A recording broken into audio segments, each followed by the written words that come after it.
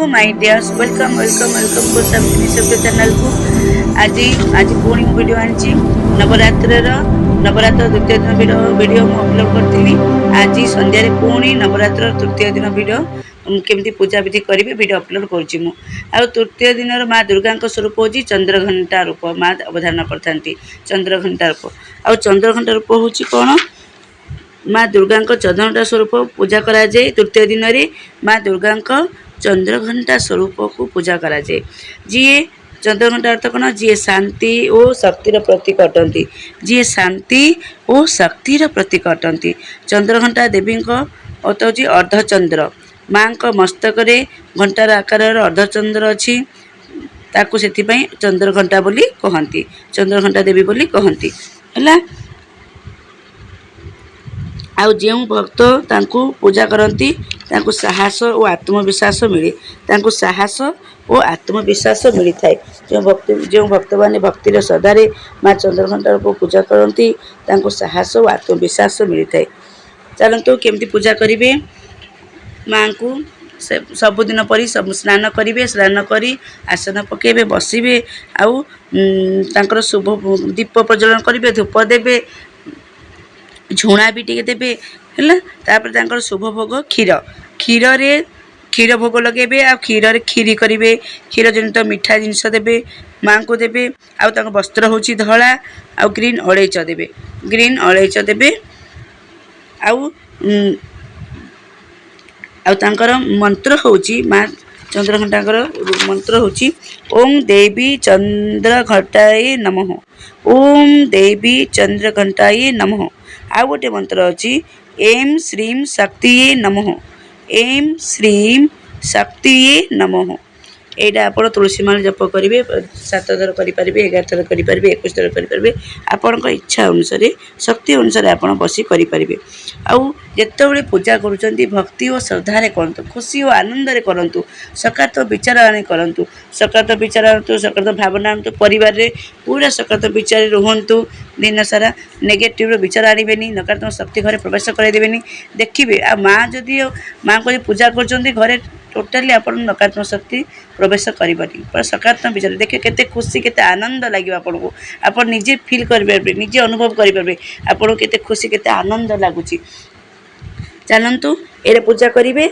आउ तापरे यही दिन ये जो नवरात्र चलती नवरात्र रे यही दिन कौन करेंगे रेमेडी रिकवरी स्टॉक मनी आपणकर स्टॉक मनी पाई करें। चलतु कौन कौन दरकार हूँ नड़िया आनिबे सिंदूर कला कपड़ा सरिष तेल दीप बिरी गोटे मुठा नेबे। बिरी गोटे मुठा नेबे आउ भैरव मंदिर जाई प्रार्थना करतु। भैरव मंदिर जाई प्रार्थना करेंगे। देखो फास्ट केमती करेंगे नड़िया जो गोटा नड़िया नेबे से नड़िया रे सिंदूर घी करी तिलक लगे 7 थर टच करेंगे। से नड़िया को 7 थर सिंदूर लगे टच करेंगे। गणी गणी 7 थर टच करेंगे। सिंदूर को आम राइट हैंड रिंग फिंगर रे सिंदूर तिलक करेंगे आउ 7 थर नड़िया ऊपर टच करेंगे है।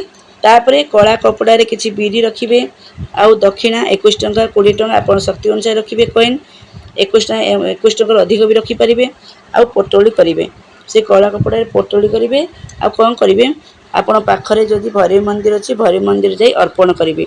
जदि भैरव मंदिर नाही ता परिवर्ते कौन करेंगे आपण काली मंदिर अच्छी काली मंदिर भैरवी देवी था काली मंदिर जीवे आउ देखिए से काली मंदिर भैरव बाबा था सेठी जाकि अर्पण करके आसबे। सब जिनिस अर्पण करके आसबे। आ माँ को आप मनस्कामना कहे आउ माँ का मंत्र उच्चारण करेंगे।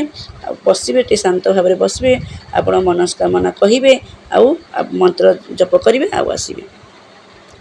ए रेमेडी भी करेंगे। यह टाइम हूँ 6टा ରୁ 9टा 30 मॉर्निंग 6टा ରୁ 9टा 30 आउ 5टा ରୁ 8टा 30 ये टाइम भितर करेंगे। ए रेमेडी को केतेबेले करेंगे टाइम केतेबेले मॉर्निंग 6टा ରୁ 9टा 30 आउ संध्या 5टा ରୁ 8टा 30 भितर आप करेंगे। आउ यही दिन हूँ आपण कौन दान करेंगे शुभ दान कौन करेंगे नाली पताका दान करेंगे। नाली पताका दान करेंगे। ଆଉ କରନ୍ତୁ ଭକ୍ତିରେ ଓ ଶ୍ରଦ୍ଧାରେ କରନ୍ତୁ ଦେଖିବେ ବହୁତ ସଫଳତା ପାଇବେ।